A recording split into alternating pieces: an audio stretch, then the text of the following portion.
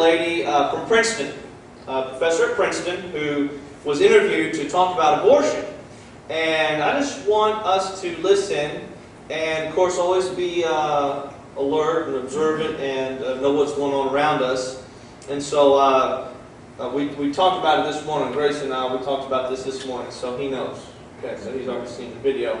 But I want us to know, and then also hear and consider and use our own minds, of course, the Word of God as our guide, but use our own logic here as we listen to this this Princeton professor talk about why she believes abortion's okay. Okay? And the view that there's nothing morally bad about early abortion. So a lot of people think, well, it's permissible to have an abortion, but something bad happens when the fetus dies. And I think if a fetus hasn't ever been conscious, it hasn't ever had any experiences, and we abort it at that stage, that actually nothing morally bad happens. And this view might seem unattractive because it might seem that it dictates a cold attitude towards all early fetuses. But what I think is that actually, among early fetuses, there are two very different kinds of beings. So, James, when you were an early fetus, and Elliot, when you were an early fetus, all of us, I think that we already did have moral status then, but we had moral status in virtue of our futures, in virtue of the fact that we were the beginning stages of persons. But some early fetuses will die early in pregnancy, either due to abortion or miscarriage. And in my view, that's a very different kind of entity. That's something that doesn't have a future as a person, and it doesn't have moral status. Why do we think that what's actually going to happen to a fetus in the future is going to make this big difference between having some moral status and not? I mean, it seems like... Can't you only judge that in hindsight? Right, so there's a real question of how can we know? Well, often we do know. So often if we know that a woman is planning to get an abortion and we know that abortion is available to her, then we know that that fetus is going to die, that it's not a kind of thing like the fetuses that became us. It's not something with moral status, on my view. Often we have reason to believe that a fetus is the beginning stage of a person. So if we know that a woman is planning to continue her pregnancy, then we have good reason to think that her fetus is something with moral status, something with this future as a person. So what you're saying is if the fetus is never destined to become a person, it doesn't have moral status. If a woman decides to have an abortion with an early fetus, just that act or that intention negates the moral status of that early fetus. Just because if she goes out and has an abortion, it's pretty certain that it's not going to become a person. Right. So it might look like, on my view, abortion is permissible because you had the abortion, but that abortion wouldn't have been permissible if you didn't have the abortion. Well, that's not quite the view for, I think, two different reasons. So one reason is that you have moral status, and in my view, back when you were an early fetus, you had moral status. But it's not that aborting you would have been wrong, because if your mother had chosen to abort her pregnancy, then it wouldn't have been the case that you would have had moral status, because you would have died as an early fetus. So she would have been aborting something that didn't have moral status. So it's not, so my view isn't that if you do abort, abortion is okay, but if you don't abort, abortion would have been wrong. But what it turns out is that it's a contingent matter that you have moral status. You actually have moral status, but you might not have counted morally at all. If you had been aborted, you would have existed, but you just would have had this really very short existence in which you wouldn't have mattered morally. Another thing that you were bringing up was the idea that on my view, in aborting, we're taking away the moral status. That the fetus would have had moral status, but then by aborting, we take it away. And I think that's the wrong way to look at it. I think the right way to look at it is that just given the current state of the fetus, it's not having any experiences, there's nothing about its current state that would make it a member of the moral community. It's derivative of its future that it gets to have moral status. So it's really that the future endows moral status on it. And if we allow it to have this future, then we're allowing it to be the kind of thing that now would have moral status. So in aborting it, I don't think we're depriving it of something that it independently has. That was great. I think we could talk about this forever, but really, really good. Well, circular reasoning, anybody? She's a nut.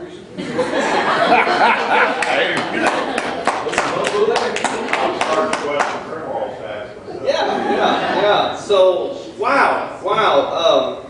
Princeton, of course, being one of our highest educational places in America, upper learning, upper echelon, whatever you want to call it. But this is for philosophy, for understanding moral relevance. This is insane. And so, well, anyway, I'm not going to get into some of the comments. But here's a thought.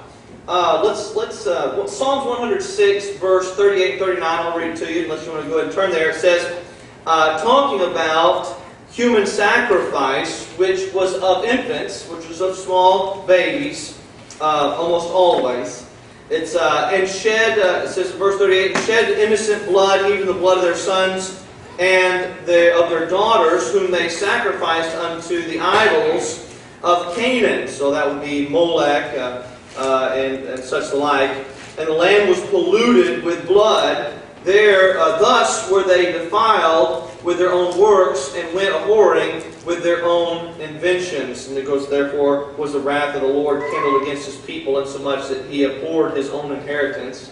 But very interesting. So we posed a lot of questions in Sunday school class. Okay, so we're not going to get into that because it took up the whole Sunday school class talking about the derangedness of this. But anyway, what's 1 minute pre-birth, 1 minute post-birth?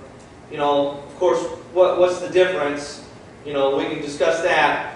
But here God is clearly saying that this child, these children, when they are sacrificed, what moral relevance did they have 1 minute after birth according to her view? If the mother purposed to give birth to the child, to sacrifice it to an idol, by her understanding, that's okay. You could use her argument and say, well, that's okay. Because it really doesn't have any moral status anyway. That child was just destined to be a sacrifice to Molech anyway, or to Baal. So that's okay. By her logic, by her understanding. But what atrociousness. Anyway, it's violence. It's funny because we sit back and we go, can she not hear herself say these things? But at the same time, when we step back and we consider that this is the education that many are getting under her, hundreds coming through her are hearing this and getting this education, it's not as difficult. And I'm going to read some of the comments from people that are trying to sound intellectual, and the more convoluted they make it, the more intellectual they are. And it's not something that's convoluted. It's not difficult to understand. A person does not count morally because of experiences. They have an innate moral standing. They have an innate worth, and that's because we were created in the image of God. Amen. We have worth, and so this is important, of course, to me. I believe to us as Bethel and to our community. As our children and the teenagers in our community, if they experience or have pregnancies that they did not plan. One statistic is amazing. And I'm going to get the percentage wrong, but I'll have to go back. But a high percentage, let me say over 80. Okay, in the 90s is what if I remember right. But 90% of abortions occur despite safe practices. Okay, in other words, the people that are having the abortions were on safe practices. And Planned Parenthood knows this. They know these statistics well. That's why they love passing out what they pass out. Because they know 90% of them that take that will end up pregnant some way, come back, and have an abortion. They know that. They know that. They tell their workers that. That's not something that's mystic. I didn't know that. I didn't know that we were doing that kind of thing. That's their moneymaker. So, I'll get off that real quick. But so what does the Word of God say about children in the womb? Let's just talk about God. We'll talk theology, and if we want to talk just logic, we can do that after services. Isaiah 49 verse 1. Isaiah 49 verse 1. Look at that with me just for a moment. And I think most of you are here. I've talked about this subject and gone through statistics. I keep updated statistics on my computer. So if you want statistics on suicide, you want statistics on post-abortion problems, becoming sterile, unable to have children post-abortion, cancer rates post-abortion, things like that. I've got all that that you could ever want to look at. All right, so there is problems, not just with the fact you were killing a human being, but there's also problems for the mother as well. It says this in Isaiah 49 verse 1. It says, "Listen, O isles, unto me, and hearken ye people from far. The Lord hath called me from the womb. From the bowels of my mother hath He made mention of my name." Now, we see here Isaiah is, first of all, he's talking to the people of Israel. He's saying that he had a role and a place and a position that God had given him, a purpose that God had given him, and that God had in mind. And we know that Isaiah, he's crying out for repentance of Israel because the judgment of God is coming on them. And so we know that of Isaiah. All right? But Isaiah is telling us something more profound in that he's saying that God had that purpose not after birth or not even after the call, because God knew all about Isaiah and He had purposed and had a name for him even within the womb of the mother. In other words, God saw Isaiah as human, as worth, as significant from the bowels, the womb of his mother. All right, he had a name to God. You know, so there's not worth placed upon you because of your experiences through life. There's worth placed upon you because of who you are in God's sight as a created human being, male and female. You have worth in God's sight. So we go from here, and I want to just take us to Exodus, of course, a law of God. Let's go to some laws and see how God views the fruit of the womb. Exodus 21, verse 22 through 25. We're going to go through this quick. We spent some more time discussing this morning, but I want to go through this pretty quickly. And if you ever want any more verses, there are more. We'll look at Exodus and we'll look at Ecclesiastes, because I just can't leave without discussing those two just briefly. In Exodus chapter 21, verse 22, it says this: "If men strive or men fight and hurt a woman with child," okay, hurt the woman with child, "so that her fruit depart from her, and yet no mischief follow." That is simply saying that the child is born because of that trauma, yet the child does not die. And we'll know that by the next verse. We'll know he'll make this more clear. All right? He shall be surely punished. So there's still a punishment for causing an early birth. Okay? There's still a punishment because of the danger of it, because of the probability that the child will die. So there's still a punishment, according as the woman's husband will lay upon him, and he shall pay as the judge determines. So God is saying that there's worth to the woman, there's worth to the child. There's worth there. Okay? "And if any mischief follow, then shalt thou give," notice what the mischief is, life. Life for life. Now, the subject here is not the woman's death. That's not the subject of these verses. It's the child that departed from her, and no mischief followed. But then if mischief does follow, God's saying that was a life. That was a life. And he should pay life for life. And so we go on. He's ultimately just saying that is still murder. It's murder. And so he goes on and he says, eye for eye, tooth for tooth. We know those verses, right? Eye for eye, tooth for tooth, hand for hand, foot for foot, burning for burning, wound for wound, stripe for stripe. And that's where that verses come from. So, now understand this. Understand this. Remember, and I've talked about this, and I try to be delicate with it, but we're going very quickly. You know, stop by our Friendly Neighborhood Abortion Clinic in Little Rock after I left the hospital, and of course I had some new signs up, but just anyway. But I think about those ladies that go in and how we have counselors often there, and there's a pregnancy center right across the street, a crisis pregnancy center right across the street. We direct them to if they would like to that. It's nothing we can force or impose. We just are there if they want to talk. And even afterwards, remember, we have people there that when they come out after an abortion, they're maybe traumatized or in shock, as some are. So we do not, just because there's one evil done, we don't want two evils. We don't want the woman to die. We don't want the woman to take her life. And we know that it's 4 to 5 times more likely for the mother who has had an abortion to go and commit suicide afterwards. And so we don't want any of that. We're not for death of any kind. And so we want to save her from that misery if we can, and try to counsel with her. There is life after sin, is there not? Yes, there is. I don't want abortion in this country, but right now it's legal, right? And so we don't want suicide afterwards either. So we want to help all that we can. We don't want to just help the child, we want to help the mother. We want to help both parties. We love them. We love them, and so we try to share the truth with them as much as we can. Ecclesiastes, very quickly. Let's go to Ecclesiastes.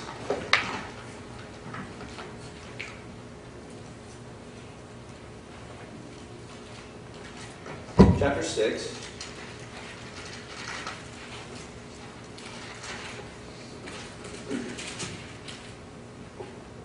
Verse 3 through verse 5 is what we'll look at. Of course, Ecclesiastes brings the idea of what is life, what is the important things of life. And Ecclesiastes, the preacher who is Solomon, he tries to show that true living is doing that which is eternal, not temporal. True living is living for the Creator while we can. Because there comes a time where it's very difficult for us to live for our Creator. That's the course of life. And so he's talking about this. And I want you to notice in verse 3, he talks about a man who has earthly pleasure, yet he has nothing to look forward to in his death. And so this is what he says. If a man begat 100 children, and I stopped right there Sunday school this morning, and I said, you probably have to have a lot of wives to have a lot of 100 children. Okay? So just take that as your, Solomon, who had a lot of wives, he's talking about that. So, a man begat 100 children and lived many years. So we'd say he lives in his hundreds. Let's throw that out there. So that the days of his years be many, and his soul be not filled with good. His soul. Now notice that. He had physical good, but his soul had no good. It was the soul that was lacking. His soul is not filled with good. And also that he have no burial. Okay? No burial. What is this? Is he talking about a physical burial? I mean, we could maybe say that, but ultimately I think he's talking about his death. And he's spending eternity in hell is what I really think he's talking about. There's nothing in it. There's no gain in his death. Child of God, as a saved person, when I die, I'm not worried about burial. I've got eternal life. I go from life to life. But this man is going where he has no good in his soul. He only had earthly pleasures, and then all he had was a burial. And he'll be like the rich man who opens his eyes up in hell the next moment. But notice what he says. He says, I say that an untimely birth is better than he. And that's this miscarriage, this stillborn child, if you would.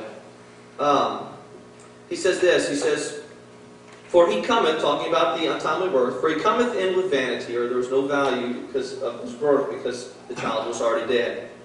And departeth in darkness, and his name shall be covered with darkness. So we don't even know the name.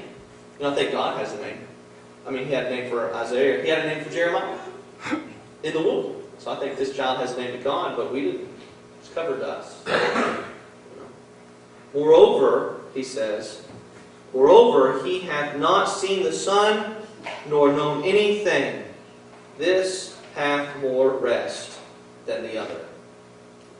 And so again, I sit back and go, how can a child who's not known the warmth of the sun, who's not even heard his own name spoken, how can he have more rest than the other, who had physical pleasure? How can he have more rest than one who had hundreds of children and lived long days? Only, I believe only if that man is in hell and that child is in heaven.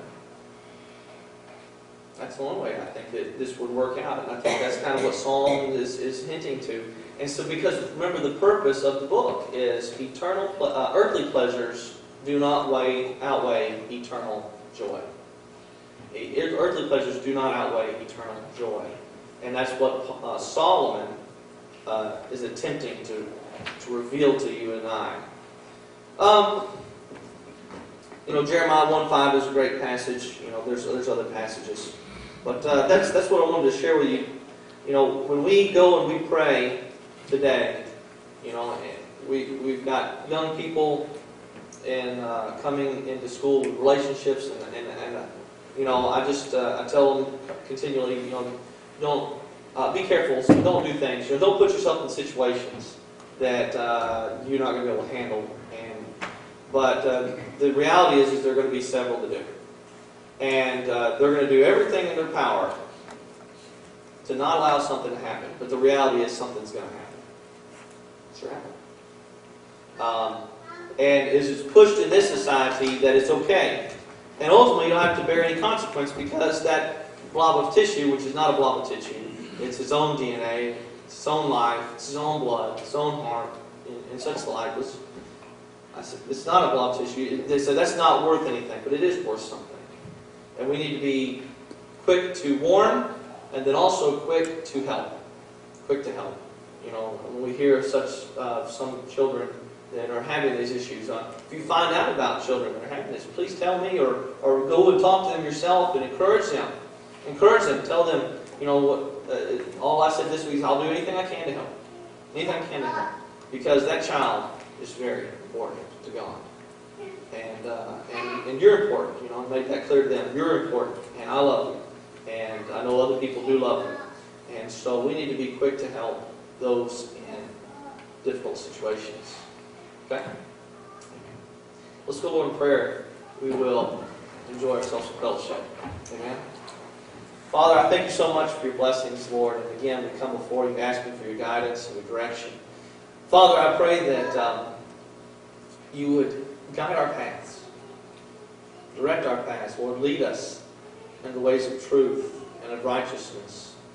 Father, lead us past the arguments of the world that are circular in their reasoning, that just go round and round and get nowhere at all. Father, I just pray that you would direct us on that straight, that narrow path of righteousness and truth.